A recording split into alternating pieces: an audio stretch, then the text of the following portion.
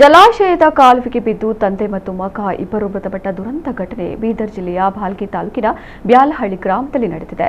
50 ವರ್ಷದ ವಿಶ್ವನಾಥ್ ಮತ್ತು 23 ವರ್ಷದ ಅಮರೇಶ ಕಾರಂಜ ಡ್ಯಾಂ ಕಾಲುವೆಗೆ ಬಿದ್ದು ಮೃತಪಟ್ಟಂತಹ ದುರ್ದೈವಿಗಳು.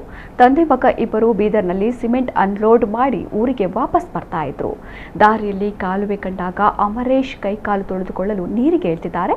ಈ ಸಂದರ್ಭದಲ್ಲಿ ಕಾಲು ಜಾರಿ ಕಾಲುವೆಗೆ ಬಿದ್ದಿದ್ದಾರೆ.